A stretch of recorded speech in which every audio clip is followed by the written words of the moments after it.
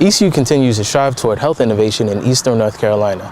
Here, at the Outpatient Psychiatric Clinic, TMS continues to aid in clinical depression. Dr. Thomas Spenders is one of the doctors working with the TMS depression therapy. Transcranial magnetic stimulation, suggesting that we're actually applying magnets through the cranium, which is the skull, and into the superficial parts of the brain. While still relatively new, electromagnetic use on the brain has been around for about 50 years. Treatment that we now see as TMS has been around for maybe 20 years now. TMS requires the patient to sit in a chair similar to the ones at a dentist's office. The treatment is provided by fast trains of pulses that occur at about 10 per second.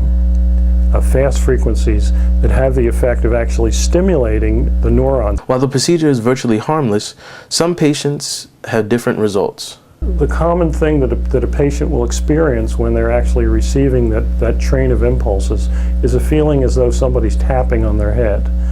In rare cases, some patients might have an extreme reaction, but Penders feels as though this is a safe procedure. And induce seizures rarely, and that happens in maybe 1 in 10,000 patients, less than 0.1%. TMS also has alternative uses other than clinical depression as well, says Dr. Michael Lang. It has had some research interest for use in hallucinations for schizophrenia, as well as obsessive compulsive disorder.